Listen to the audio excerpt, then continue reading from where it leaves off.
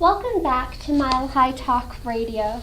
Today we have Nikita Kazakov who is a human performance scientist that helps people overcome their natural fears. We're talking about paralyzing fears. Some include public speaking, swimming, and being afraid of heights.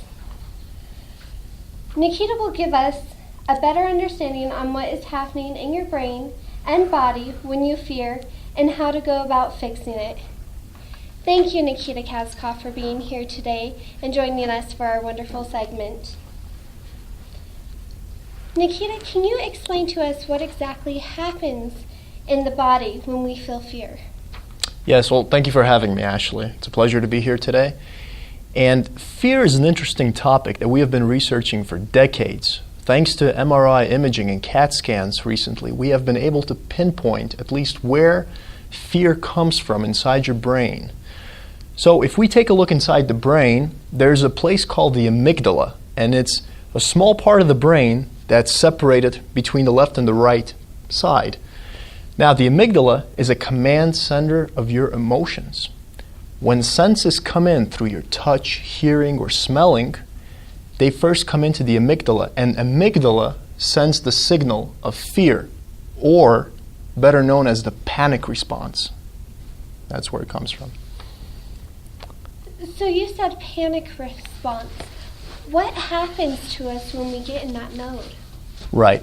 So when you have panic, and it's that sense of urgency to act, the amygdala sends out a signal of panic response. That signal goes to your frontal cortex. And the frontal cortex is located right in the front of your brain, right above your eyes. Now, the frontal cortex is responsible for rational decision making, for problem solving, and conscious thinking. Here's where the issue is. Unless you have because the information from the senses takes twice as slow to get to the frontal cortex as it does to the amygdala. This means unless you trained yourself instinctively on how to act on a fearful situation, what happens is you'll most likely freeze up at the moment because information cannot get to your frontal cortex in time for you to make a rational decision, fight or flight. When I heard you say freeze up, I often think of public speaking, talking in front of crowds. Most people have a tendency of freezing up and not remembering their speeches. So can you just tell us why this occurs? Right. So what I just mentioned about the information getting much slower to the frontal cortex has a lot to do with it. What happens is when you have a panic response from the amygdala, not only does your cortex not have enough time to act, but you also secrete these hormones called stress hormones. Cortisol and adrenaline into your body gets secreted. Now, those have their place because think about it. Through a lot of evolution, millions of years, if a bear is chasing you and you see that bear, these hormones are secreted. And what happens? These are the readiness hormones. They get your body ready to act. So your breath increases, thereby your heart rate increases, your blood pressure increases, your ability to think clearly suddenly increases, your memory gets better, but your sense of pain is dulled. And therefore, that's what causes up the freezing. When you have all these things acting at you at the same time, your cortex cannot make the proper decision very rapidly. I understand. Thank you, Nikita, for that clarification. Sure. So what I hear is a lot of our bodies are controlling how we respond. Is there any way for us to overcome fear? Yes, and the solution I'm going to tell you today is not the only one. And there are many, but this is according to the research that we have been doing over the years. One of the ways is exposure to fear. You can reprogram your brain and your amygdala to respond differently. You can do it. In fact, that's how the military does it. For example, the Navy SEALs, they strategically put their soldiers in situations of danger, in situations of fear, where they're very much surprised, and they do it constantly. This way, the soldiers learn how to react by feeding loops inside their frontal cortex and feeding pathways. So that the next time if a panic attack does happen, their frontal cortex works faster. or their amygdala works on instinct right away and knows what to do. So the way to do it is to expose yourself constantly through a program to danger or the fear that you have. So what you're telling me is if I'm afraid of birds, I should expose myself to birds, and then I will gradually have a better response to them. Yes, but you should probably do it under some sort of supervision, because exposing yourself too much might cause other psychological harm. Thank you, Nikita, for your information. For our listeners out there, is there any way that they can look for more information on this? Absolutely. There will be an article written by the end of the week on nikitakazakov.com about this topic. Thank you so much, Nikita, and have a great night. Thank you for having me. I appreciate that. Questions for guests? And we now are opening up our lines for any callers who may have questions for Nikita Kazakov. Yes, Dr. Kazakov? I have a question. Some people are really good at responding, and then after a situation is over, they get the shakiness, the adrenaline rush.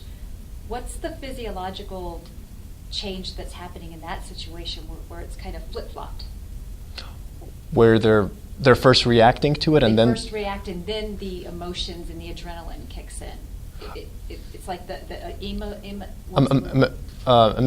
The amygdalin. Is it that's just very slow to respond, or they've been desensitized?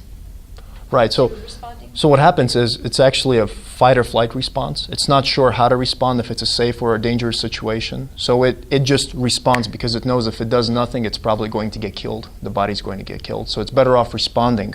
And then it pumps the chemicals into your body to make sure that you have enough time to avert the dangerous situation. So that's one of the reasons why that would happen. Thank you for your call, Michelle. Our next caller, please. Todd. Nikita, what if you're exposed to a series of fearful events? So the first event comes in and your adrenaline pumps in and you respond to that situation, but immediately is followed by another one and maybe even subsequent several ones. Is there a point where it may be harmful to the body? I mean, the body's trying to prepare you to run or fight or whatever, but can it be too much where your body just shuts down? Yes, I'm glad you asked that. And there is psychological harm unless you have good supervision. You need programming. This has to be programmed, because if you do it in a row, in one session, there would be too much of this stress hormone, adrenaline and cortisol, pumped into your body, which would cause negative effects. You have to space out the exposure to the risk or the danger in order for the effect to take place and to lessen your sense of panic.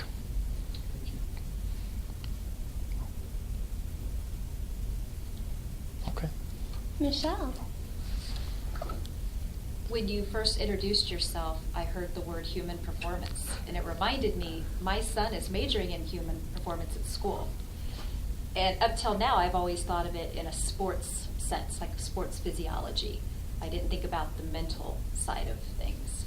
Can you just tell us a little bit about how you got into this career field and why you chose this aspect of human performance? Yes. Well, that's interesting to hear that your son is doing it.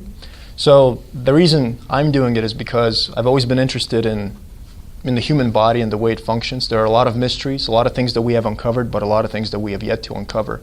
And knowing the mental side of things and uncovering these mental secrets on how to prepare ourselves makes the physical side of the body much easier to control, I find. So that was fascinating for me, and that's how I got into it. Thank you. Thank you, Nikita, for your time. Thank you. Thank you very much, Ashley. It was a pleasure.